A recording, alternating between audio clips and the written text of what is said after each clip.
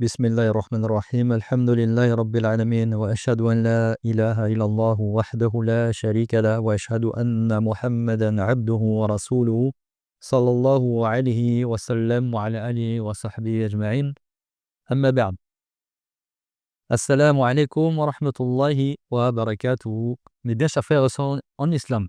Alhamdulillah ya Rabbil alamin.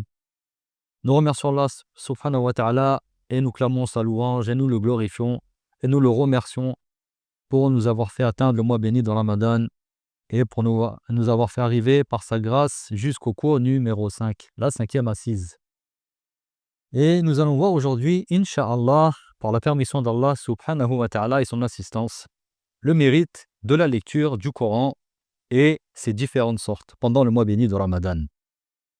Alors sachez, chers frères et sœurs en islam, que notre Seigneur et Créateur Allah subhanahu wa ta'ala nous dit dans son noble livre, le Coran, au chapitre 35, au verset 29 et 30, il nous dit « Inna alladhina yatluna kitab Allahi wa aqamu as-salah wa anfaqu mimma razaqnahum sirran wa alaniya yarjuna tijaratan lan tabur liyuwaffiyahum ujurahum wa yazidahum min fadlih innahu ghafurun shakur » Dans son sens en français, ceux qui récitent le livre d'Allah, qui accomplissent la prière et qui dépensent de leurs biens en secret et en public, une partie de ceux que nous leur avons attribués, eh bien, ils espèrent faire un commerce qui ne périra jamais, afin qu'Allah les récompense pleinement et leur ajoute de sa grâce,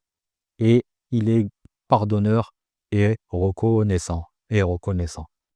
Subhanahu wa ta'ala. Ainsi, chers frères et sœurs en islam, sachez que la récitation du Coran, eh bien, elle est de deux sortes. D'accord ? Elle est de deux sortes. Il y a une récitation voilà, qui consiste à croire aux informations qui s'y trouvent. D'accord ? Il y a une récitation qu'on appelle hukmiya, une récitation hukmiya qui consiste en fait à croire aux informations qui se trouvent dans le Coran et à se conformer à ces règles, en accomplissant les obligations et en évitant les interdits. Et nous parlerons plus en détail de cette récitation dans un autre cours, Inch'Allah, si Allah nous le permet. On parlera de cette récitation qu'on appelle hukmiya, qui consiste à croire aux informations qui se trouvent dans le Coran et à se conformer aux règles juridiques qui sont dans le Coran, en accomplissant les obligations et en délaissant et en évitant les interdits. D'accord ? Mais ça, on en parlera dans un autre cours, Inch'Allah, bi'idhnillah. Ensuite, il y a une récitation, une seconde sorte de récitation, qui est une récitation qui consiste en fait à lire le Coran en le psalmodiant, à réciter le Coran en le psalmodiant. Eh bien, il y a un grand nombre de textes qui ont montré son mérite, le fait de psalmodier le Coran. Et que cela, eh bien, concerne l'ensemble du Coran.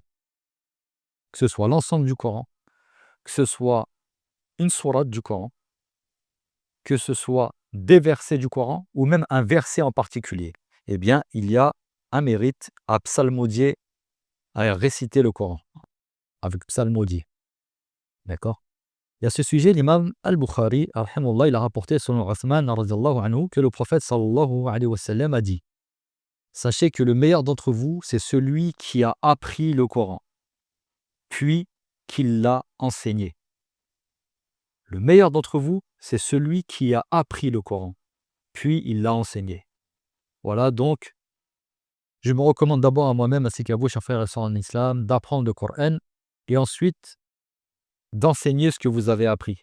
Mais avant d'enseigner ce que vous avez appris, eh bien, il faut d'abord comprendre et mettre en pratique. Il faut d'abord comprendre et mettre en pratique ce que vous avez appris. Quand vous aurez fait ces deux choses, là, vous pourrez, Inch'Allah, bi'idhnillah, enseigner à vos enfants, à vos épouses, à vos cousins, vos oncles, vos amis, vos proches, et ainsi de suite. Ensuite, sachez que dans les deux recueils authentiques de Al-Bukhari et Muslim, eh bien, Aïcha, radiallahu anha, elle rapporte que le prophète, sallallahu alayhi wa sallam, a dit « Celui qui excelle, écoutez bien, celui qui excelle dans la récitation du Coran, eh bien, il sera avec les anges nobles et obéissants. Il sera avec les anges nobles et obéissants. Et celui qui le lit avec hésitation et difficulté, eh bien lui, il aura néanmoins quand même 2 récompenses, d'accord? Il aura 2 récompenses. Une récompense pour la lecture qu'il aura faite et une seconde récompense parce qu'il aura éprouvé de la difficulté. Parce qu'il aura éprouvé de la difficulté. Donc ça, c'est un message «d'espoir» entre guillemets, ce hadith, pour les personnes qui ont du mal avec la langue arabe, pour les personnes qui ont du mal à lire. Eh bien, subhanallah wa ta'ala, regardez, il aura 2 récompenses celui-ci. Le fait de faire des efforts à lire et ensuite parce qu'il aura éprouvé de la difficulté. Parce qu'il aura éprouvé de la difficulté. Wa alhamdoulilah, Allah subhanahu wa ta'ala est très généreux et c'est le plus généreux des généreux et c'est le plus grand des donateurs. Ensuite, sachez aussi que dans les 2 recueils authentiques, toujours d'après le Bukhari et Muslim, et selon Abu Moussa al-Ash'ari, radiyallahu anhu, le prophète sallallahu alayhi wa sallam a dit: l'exemple du croyant qui lit le Coran, eh bien, c'est celui du cédra. C'est celui du cédra. Et le cédra, c'est un agrume. Le cédra, c'est un agrume. Et qui a un parfum qui est étonnant. Qui a un parfum qui est à la fois boisé et floral. Donc le prophète sallallahu alayhi wa sallam, il a dit: l'exemple du croyant qui lit le Coran, eh bien, c'est celui du cédra. Son odeur est bonne et son goût est agréable. Son odeur est bonne et son goût, est agréable. Et l'image du croyant, à l'inverse, qui ne récite pas le Coran. L'image du croyant qui ne récite pas le Coran, eh bien, c'est celle de la date. C'est celle de la date. Pourquoi? Parce que la date, en général, elle n'a pas d'odeur. Elle n'a pas d'odeur. Mais son goût, par contre, il est agréable. Son goût, il est agréable. Regardez le parallèle avec le croyant qui lit le Coran, hein, qui est comparable au cédra. Qui est comparable au cédra. Pourquoi? Parce que son odeur est bonne et son goût est agréable. Et le croyant qui ne lit pas le Coran, eh bien, il est semblable à la date. Pourquoi? Parce qu'il n'a pas d'odeur, mais son goût est quand même agréable. Pourquoi? C'est un croyant quand même. Mais il n'a pas d'odeur, mais son goût est agréable. Ensuite, l'exemple de l'hypocrite qui récite le Coran. L'hypocrite qui récite le Coran, eh bien, c'est l'exemple du myrte. C'est l'exemple du myrte. Son odeur est bonne, mais son goût est amer. Et oui, pourquoi? Parce que l'hypocrite d'apparence, on a l'impression qu'il est musulman. Il vient à la mosquée, il fait les prières, il gèle le mois de Ramadan avec les musulmans, d'apparence bien évidemment, mais en réalité, au fond de lui, au fond de son cœur, il est mécréant. Il est mécréant, c'est un hypocrite. Et là, on parle de l'hypocrisie, bien évidemment, celle qui fait sortir de l'islam. Pas le fait d'être hypocrite avec une personne, par exemple. Là, on parle de la grande hypocrisie qui fait sortir de l'islam. Donc son odeur, elle est bonne. Non, son odeur, oui, son odeur est bonne, mais son goût, il est amer. Ça, c'est l'exemple de l'hypocrite. Ensuite, l'image de l'hypocrite maintenant, qui ne récite pas le Coran. L'hypocrite qui ne récite pas le Coran, eh bien, c'est celle de la coloquinte. C'est la coloquinte, eh bien, elle n'a pas d'odeur et son goût, il est amer. Elle n'a pas d'odeur et son goût, il est amer. Voilà les exemples que nous a donné le prophète sallallahu alayhi wa sallam concernant ceux qui lisent le Coran, que ce soit l'exemple du croyant et l'exemple de l'hypocrite. D'accord? Ensuite, le prophète sallallahu alayhi wa sallam nous a aussi dit, écoutez bien, il nous a dit lisez le Coran. Lisez le Coran, car il intercédera en faveur des siens, c'est-à-dire ceux qui sont assidus à la lecture du Coran. Lisez le Coran, car il intercédera en faveur des siens au jour de la résurrection. Et ça, nous l'avons déjà évoqué dans un cours précédent, où le jour de la résurrection, le Coran va venir pour intercéder pour nous et va demander à Allah subhanahu wa ta'ala de nous alléger, de nous pardonner, car il nous aura empêché de dormir la nuit pour sa lecture. D'accord? Ensuite, dans un autre hadith du prophète sallallahu alayhi wa sallam, il a dit: l'un d'entre vous ne se rendrait-il pas de bon matin à la mosquée pour apprendre ou réciter 2 versets du livre d'Allah? Eh bien, ce sera meilleur pour lui que 2 chamels. Ce sera meilleur pour lui que 2 chamels.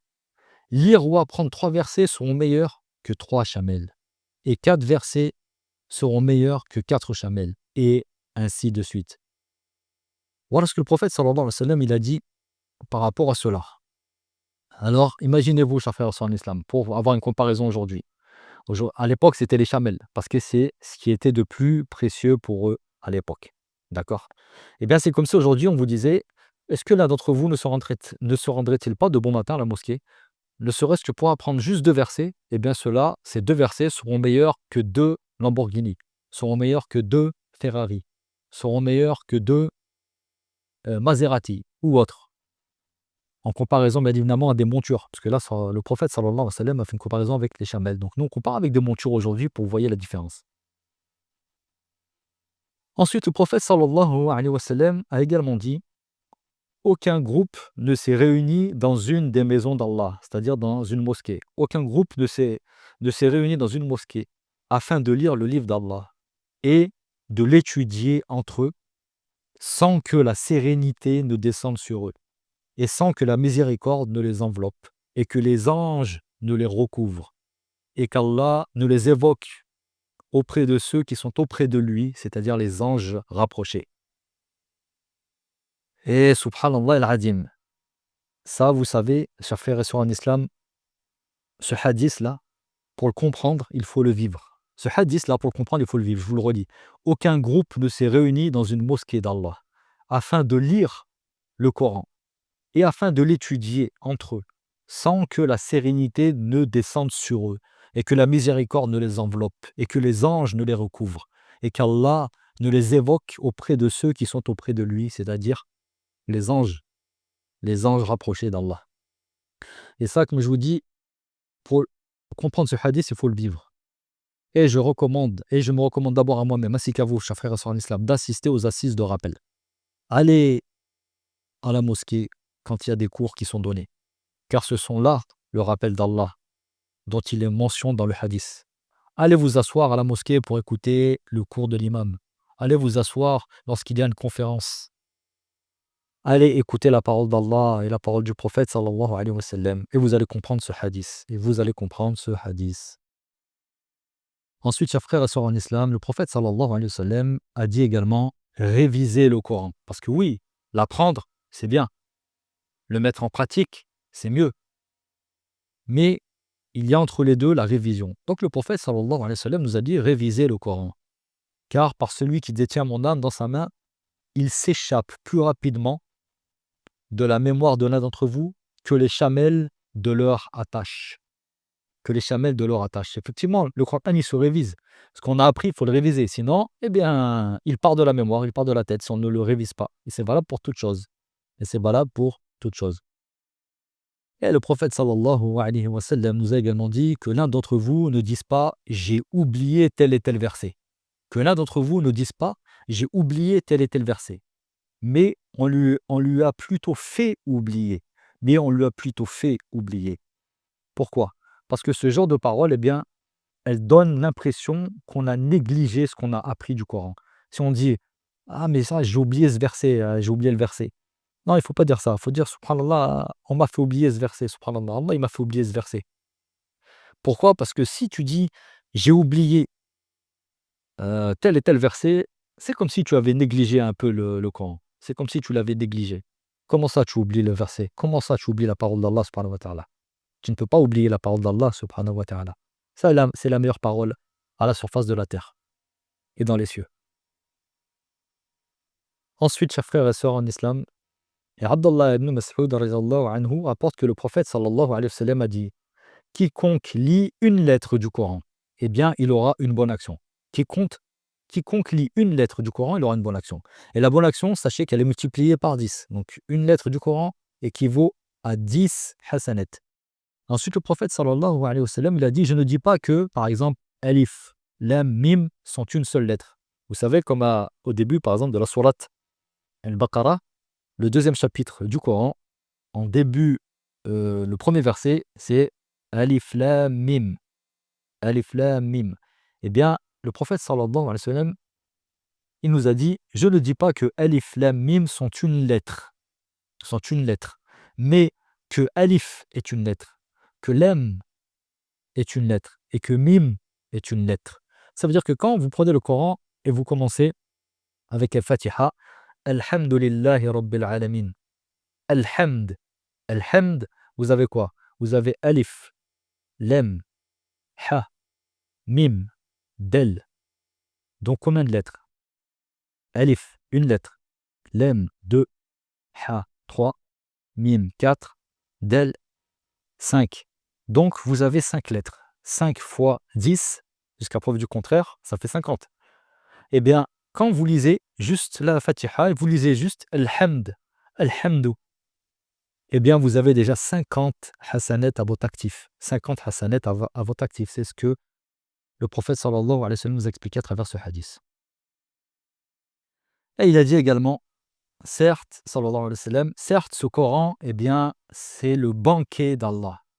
Acceptez-le donc autant que vous pouvez.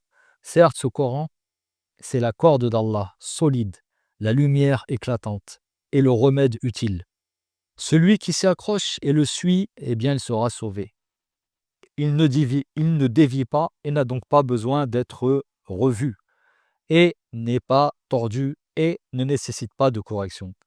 Eh bien, ces miracles sont ininterrompus et on ne se lasse pas de lire la parole d'Allah subhanahu wa ta'ala. On ne se lasse pas de réciter le Coran. Récitez-le car Allah vous accorde 10 bonnes actions pour chaque lettre lue. Je ne dis pas que Alif, Lam, Mim sont une lettre, mais Alif est une lettre, Lam est une lettre et Mim est une lettre, comme nous l'avons vu. Chers frères et sœurs en islam, voici quelques mérites relatifs à la lecture du Coran. Et telle est la récompense de celui qui espère obtenir sa rétribution et sa satisfaction. Et des récompenses énormes pour des petites actions. Pour des petites actions. Ainsi, le ruiné là, celui qui est ruiné, qui est en faillite, qui n'a plus rien, eh bien c'est celui qui aura délaissé la lecture du Coran. C'est celui qui aura délaissé la lecture du Coran. Et le perdant, c'est celui qui aura laissé passer toutes ces récompenses immanquables. Le ruiné, c'est celui qui aura délaissé la lecture du Coran. Et le perdant, c'est celui qui aura laissé passer toutes ces récompenses immanquables. Et ces mérites concernant le Coran, eh bien, dans son ensemble. D'accord? Ces mérites, elles concernent le Coran dans son ensemble. Ne serait-ce qu'un verset. Lisez un verset, alhamdoulilah. Lisez un verset pour avoir le mérite et gagner des hasanat. Ensuite, sachez que dans la Sunna, eh bien, nous trouvons des textes qui indiquent les mérites de certains chapitres en particulier. Il y a certains chapitres du Coran, des sourates, qui ont des mérites sur d'autres. Parmi ceux-ci, le chapitre de Al-Fatiha, que tout le monde connaît. Et dans son recueil authentique d'Al-Bukhari, eh bien, on rapporte du prophète sallallahu alayhi wa sallam, je vais t'enseigner le meilleur chapitre du Coran. Et il a dit, Alhamdulillah. C'est-à-dire, il a lu le premier verset de la sourate Al-Fatiha. Elle correspond aux 7 versets répétés, ainsi qu'à la lecture immense qui m'ont été accordés. Elle correspond aux 7 versets répétés, ainsi qu'à la lecture immense qui m'ont été accordés. Et c'est pour cette raison que ce chapitre, donc la sourate Al-Fatiha, est un des piliers indispensables de la prière, sans lequel cette prière n'est pas valable. Sans lequel la prière n'est pas valable. Ensuite, le prophète sallallahu alayhi wa sallam a dit, il n'y a pas de prière pour celui qui ne lit pas sourate Al-Fatiha. Il n'y a pas de prière pour celui qui ne lit pas sourate Al-Fatiha. Et sachez que Abu Huraira radiallahu anhu rapporte que le prophète sallallahu alayhi wa sallam a dit, la prière de celui qui ne récite pas la Fatiha est incomplète. On interrogea Abu Huraira radiallahu anhu en lui disant, qu'en est-il de celui qui prie derrière l'imam? Qu'en est-il de celui qui prie derrière l'imam? Il répondit qu'il la récite en lui-même. Ensuite, parmi les chapitres aussi méritoires, il y a la sourate Al-Baqarah, sourate la vache. Le deuxième chapitre, la deuxième sourate du Coran, et sourate Ali Imran, la troisième sourate du Coran. Et le prophète sallallahu alayhi wa sallam nous a dit, lisez les 2 lumineuses, c'est-à-dire Al-Baqarah et sourate Ali Imran. Il les a appelées les 2 lumineuses. Pourquoi? Parce qu'elles viendront au jour de la résurrection semblables à 2 nuages, 2 nuées, ou comme 2 groupes d'oiseaux en rang. Elles intercéderont en faveur de leurs lecteurs assidus. Et ça, c'est très important, leurs lecteurs assidus, pas leur lecteur occasionnel, leur lecteur assidu. Récitez le chapitre d'Al-Baqarah, car sa mémorisation est une bénédiction, et son abandon sera une source de regret. Et les sorciers ne peuvent s'y mesurer. Et il est connu que pour ceux qui ont des problèmes, à qui par exemple on a fait de la sorcellerie, ou qui ont des problèmes qui sont touchés par des mâles occultes, la sourate al-Baqarah est très efficace. Et pareil, par expérience, je peux vous le certifier et vous le confirmer. Alhamdulillah. Abu Huraira radiallahu anhu apporte également que le prophète sallallahu alayhi wa sallam a dit: le diable ne rentre pas dans la maison où on lit le chapitre al-Baqarah. Le diable ne rentre pas dans la maison où est lu le chapitre al-Baqarah, donc où est lu la sourate la vache, car elle contient le verset du repose-pied, Ayat al-Kursi, le verset du repose-pied. À ce sujet, j'ouvre une parenthèse. Beaucoup traduisent Ayat al-Kursi par le trône. Non, le trône c'est al-Arsh. Al-Arsh. Comme Allah subhanahu wa ta'ala nous dit dans le Coran, Ar-Rahmanu ala al-Arsh istawa. Eh bien, le Arsh, c'est quoi? C'est le trône. Al-Kursi, c'est le repose-pied. C'est le repose-pied. Donc pourquoi Al-Baqarah, elle est très efficace? Car elle contient, entre autres, le verset du repose-pied. Et il est rapporté authentiquement que le messager d'Allah, sallallahu alayhi wa sallam, a dit que celui qui récite ce verset le soir, eh bien, il sera protégé par un ange qui veillera sur lui toute la nuit. Qui veillera sur lui toute la nuit. Et le diable ne pourra l'approcher jusqu'au matin. Sachez que Abdullah ibn Abbas radiyallahu anhu rapporte que Jibril, alayhi salam, l'ange Gabriel, il a dit au prophète sallallahu alayhi wa sallam, alors qu'il se trouvait avec lui: voici une porte du ciel qui vient de s'ouvrir aujourd'hui et qui ne sera plus jamais ouverte après ce jour. Voici une porte du ciel qui vient de s'ouvrir aujourd'hui et qui ne sera plus jamais ouverte après ce jour. Un ange en descendit et dit au prophète sallallahu alayhi wa sallam: réjouis-toi de 2 lumières qui t'ont été données et qu'aucun autre prophète n'a reçu avant toi. Qu'est-ce que ces 2 lumières? L'ouverture du livre et les derniers versets du chapitre al-Baqarah. L'ouverture, c'est-à-dire Surat al-Fatiha, et les derniers versets du chapitre de la Surat al-Baqarah et les derniers versets de la Surat la vache. Tu n'en réciteras pas une seule lettre sans que tu ne sois exaucé. D'accord?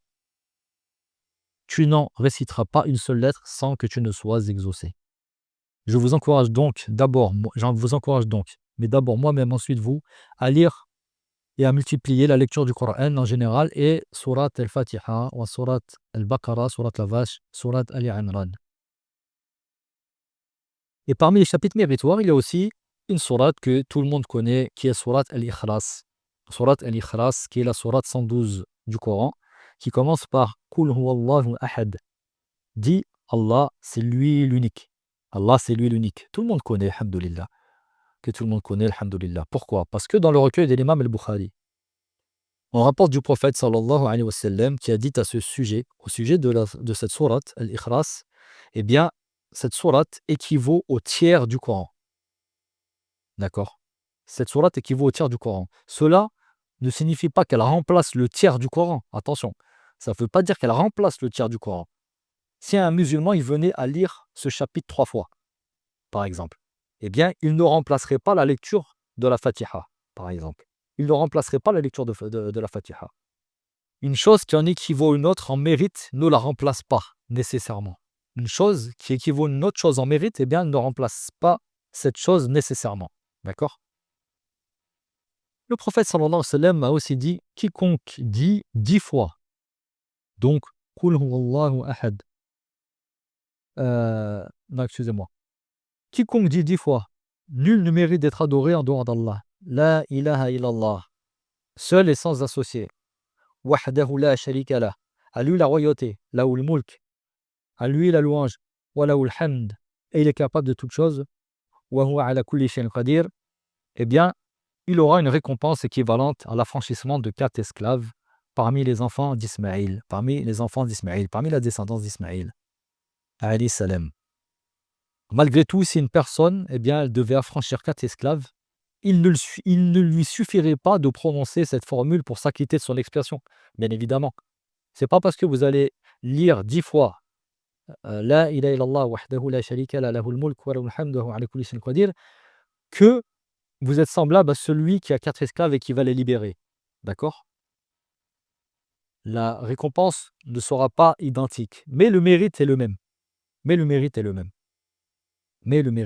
est le même.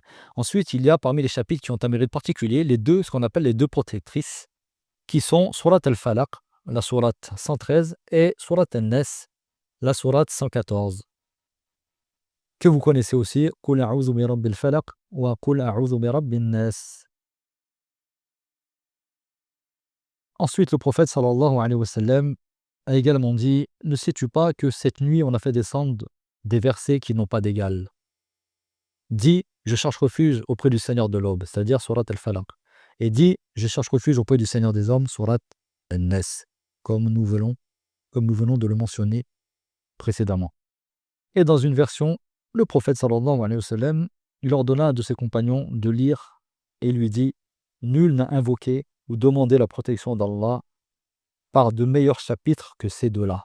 Nul n'a invoqué ou demandé la protection d'Allah par de meilleurs chapitres que ces deux-là, c'est-à-dire la sourate 113 et 114, Surat al-Falaq ou Surat al-Nas.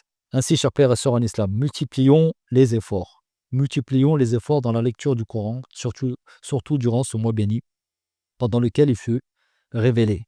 Et la multiplication de la lecture du Coran a un mérite particulier pendant ce mois. Et Jibril, alayhi salam, Jibril, il faisait réviser le Coran au prophète sallallahu alayhi wa sallam chaque année durant le mois de Ramadan. Et l'année de sa mort, sallallahu alayhi wa sallam, il lui fit réviser, donc Jibril il a fait réviser le Coran à 2 reprises. Il lui a fait réviser le Coran à 2 reprises afin d'en renforcer sa mémorisation. Et sachez que les pieux prédécesseurs, à Salafus Salih, qu'Allah les agrée, eh bien, ils multipliaient la lecture du Coran pendant le mois de Ramadan, que ce soit en prière ou durant la journée. Et à titre d'exemple, l'imam Malik, le grand imam Malik, savant du hadith, savant de Médine, rahimahullah, qu'Allah lui fasse miséricorde, eh bien, grâce à du hadith, il délaissait la lecture du hadith pendant le mois de Ramadan, et il délaissait les assises de science pour se consacrer uniquement et exclusivement à la lecture du Coran. Donc c'est sur les compagnons, sur le prophète sallallahu alayhi wa sallam d'abord, ensuite sur les compagnons, ensuite sur nos pieux prédécesseurs à Salafus Salih que nous devons prendre exemple et non pas prendre exemple sur d'autres personnes. Ainsi, chers frères et sœurs en islam, avant de clôturer, je voudrais vous faire un rappel concernant ceux qui voudraient lire le Coran et qui voudraient essayer de lire le Coran en entier pendant le mois de Ramadan. Sachez que si vous prenez 4 prières, prenez celles que vous voulez, mais prenez-en 4, et que vous lisez 5 pages avant ou après cette prière, eh bien, cela va vous faire 20 pages par jour. Et si vous lisez 20 pages par jour, pendant le mois, eh bien, vous finissez le Coran. Walhamdulillah. Vous finissez le Coran. Donc, je me recommande d'abord à moi-même, ensuite à vous, chers frères et sœurs en islam, d'essayer d'appliquer ce programme, ne serait-ce que de lire 5 pages du Coran après 4 prières que vous aurez choisies. Si vous arrivez à lire 5 pages avant ou après les 5 prières, vous aurez lu 25 pages par jour et vous aurez fini le Coran avant que le mois de Ramadan soit fini. Et pour ceux qui veulent faire plus, alhamdulillah, alhamdulillah, il faut faire plus. Il faut faire plus. Voilà, chers frères et sœurs en islam, comment s'achève ce cours d'aujourd'hui, le 5e cours, qui aura été un peu plus long que les autres. Et je suis désolé, voilà, si ça a un petit peu tardé. En demandant à Allah subhanahu wa ta'ala qui nous permette de réciter son livre de la manière dont il sera satisfait de nous guider aux voies de la paix, de nous faire sortir par ce livre des ténèbres à la lumière, et que ce soit un argument en notre faveur et non en notre défaveur. Ô toi, le Seigneur des mondes, ô Allah subhanahu wa ta'ala, nous te demandons de nous élever en degré, de nous élever par ce Coran et de nous sauver des profondeurs de l'enfer, de nous accorder ton paradis et de nous effacer nos fautes. Pardonne à ceux qui nous ont précédés. Pardonne ainsi qu'à nos parents et à l'ensemble des musulmans. Par ta miséricorde, ô toi le plus miséricordieux des plus miséricordieux. Ada wallahu alam, barakallahu fikum, qu'Allah vous bénisse. Et toute parole véridique, utile et bénéfique ne peut provenir que d'Allah seul, de par sa miséricorde, sa bonté, sa grâce, et que toute erreur, confusion et oubli ne peut provenir que de moi-même ou de Shaitan. Je vous donne donc rendez-vous demain, Inch'Allah wa ta'ala, si Allah nous le permet, pour notre prochaine lecture, qui sera le 6e cours, axé sur les différentes catégories de personnes pendant le jeûne. Assalamu alaikum wa rahmatullahi wa barakatuh.